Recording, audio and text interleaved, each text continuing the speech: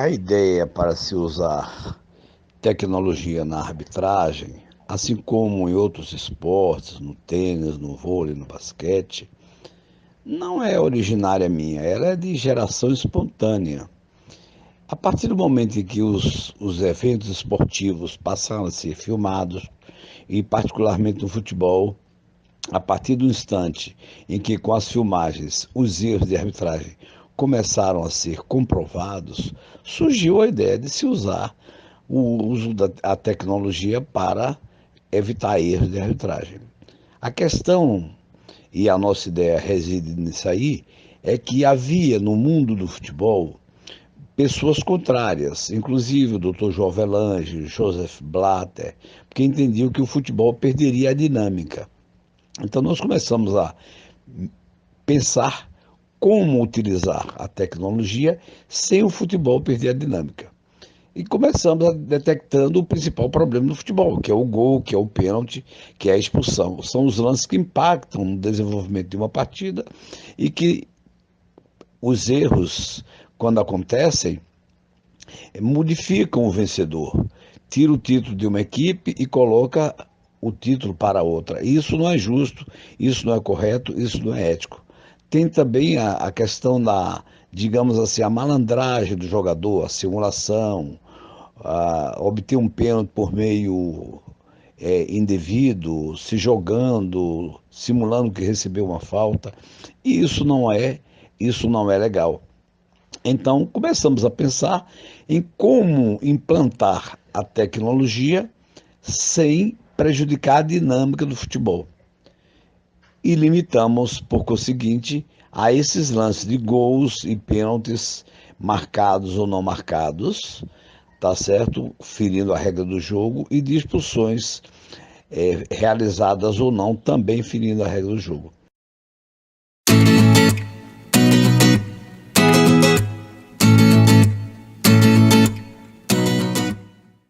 A partir daí, desenvolvemos todo o projeto e começamos a divulgá-lo. Havia um paradoxo: o mundo da ética queria o uso da tecnologia e o mundo da arbitragem entendia que isso quebraria a autoridade do árbitro, que isso não seria aceito pela FIFA. A autoridade do árbitro não é para ele lavar seu ego, a autoridade do árbitro é para ele tomar decisões corretas. Então, no Futecom, em 2009, de Carlos Alberto Parreira, em que nós apresentamos, e também apresentamos o programa no Bem Amigos, com Arnaldo e, e Galvão Bueno, mas isso já em 2010. Mas voltando ao Futecom, quando oferecemos a nossa proposta, muitos árbitros foram contra, inclusive meu amigo José Roberto Reit e outros mencionaram que a FIFA não aceitaria isso, mas nós insistimos. E aí está o grande, talvez, o grande trunfo nosso, foi de insistir, de persistir, até que a CBF houve por bem absolver o projeto e encaminhar para a FIFA em 2014 todo o projeto que serviu de base, serviu de toda a estrutura para a elaboração do protocolo, porque antes de nosso projeto, como inclusive está consignado pelo secretário-geral da EFAB, Lucas Brudi, que menciona o nosso projeto como extremamente bem elaborado e minucioso, não havia nada escrito. E nosso projeto é que serviu de base para tudo, e o protocolo hoje, realizado pela IFAB, é exatamente centrado nas diretrizes traçadas por nosso projeto, que inclusive prevê o benefício de menos lesões, menos expulsões, menos cartões amarelos e até de mais dinâmica do futebol, porque muitas oportunidades de gols eram perdidas com marcações indevidas de impedimento que agora não se sucederão mais. Então as vantagens são muito grandes e o futebol com certeza ganhará muito com a arbitragem de vídeo.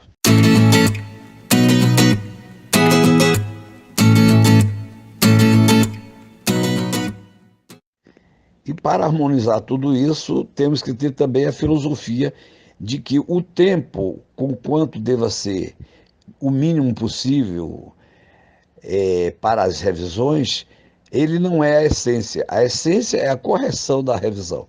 Então é preferível demorar um pouco mais, buscar o ângulo certo da câmera, buscar a câmera certa, porque às vezes a câmera é a melhor, mas o ângulo de filmagem não é o melhor.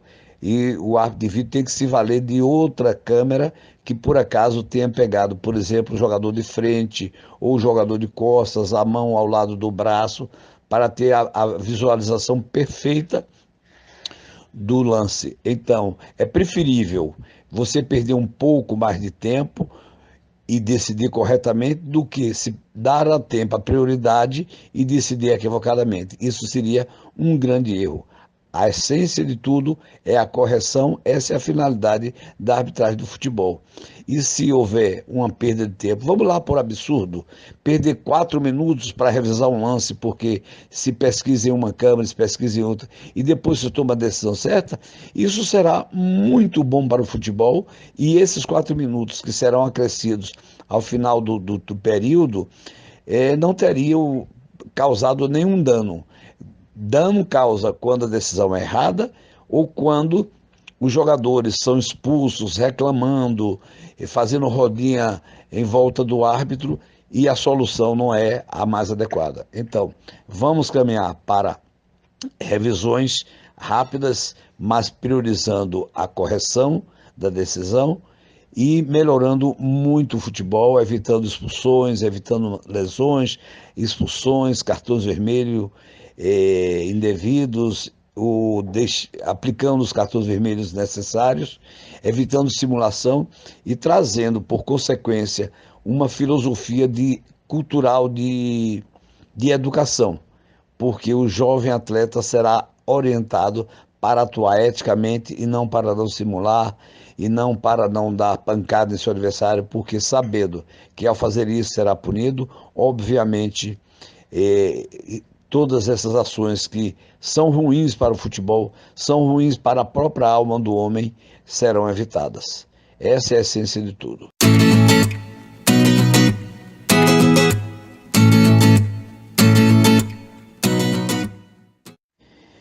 A Copa do Mundo, de fato, foi o grande marco, porque antes nós já havíamos feito experiências offline, ou seja, sem comunicação com o árbitro de campo, somente selecionando os lances possíveis de serem revisados, tá? Fizemos experiências online no Campeonato Pernambucano em 2 oportunidades, com sucesso, e a própria FIFA fez no Mundial de Clubes em 2016.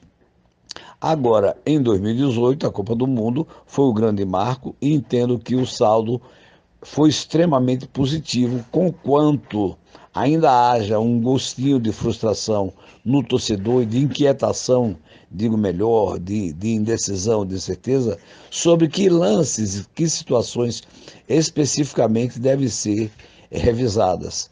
Porque no jogo do Brasil com a Suíça, por exemplo, empurrou Miranda, era para ser revisado. O suposto pênalti de Gabriel Soares era para ser revisado. Assim como o pênalti marcado em Neymar foi revisado, e isto deu um gosto de frustração no torcedor, porque um lance é revisado e outro lance não é revisado. Então, agora na Copa do Brasil, a partir do dia 1º de agosto, que nós vamos implementar o árbitro de vídeo, nós vamos com uma filosofia um pouco mais abrangente. Ora, se temos a ferramenta, se o lance suscita dúvida, por que não dar ao árbitro a oportunidade de revisar o lance, somar seus elementos, os elementos de campo com a imagem e tomar a decisão correta? Afinal de contas, nada é totalmente certo ou totalmente errado em arbitragem.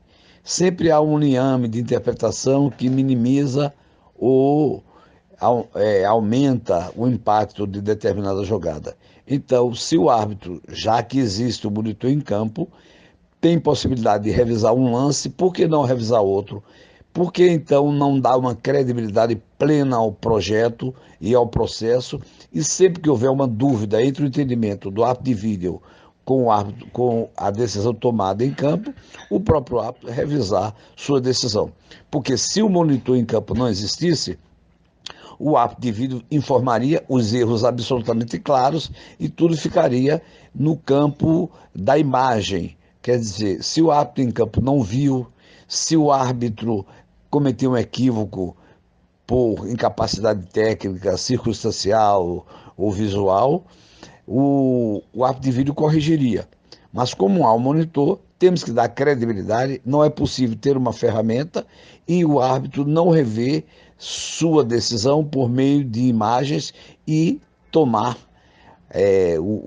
a medida certa, ou seja, manter a decisão ou corrigi-la se erro houver. Então, o projeto deve ser ampliado um pouquinho do ponto de vista filosófico para dar credibilidade, porque se o árbitro não for ver, isso será muito difícil para convencer o mundo de que o projeto traz credibilidade, busca a ética, se o árbitro de vídeo ou o árbitro de campo ficou a plena liberdade de olhar um lance e não olhar o outro. Afinal de contas, lances de pênaltis e de gols e cartões vermelhos são muito raros no jogo e a paralisação de 2 ou 3 vezes de uma partida não causará impacto. Impacto causa sim, quando um gol é marcado em impedimento ou um pênalti é marcado erradamente ou deixado de marcar, a reclamação do jogador às vezes demanda muito mais tempo para a partida do que a revisão que seria feita em campo.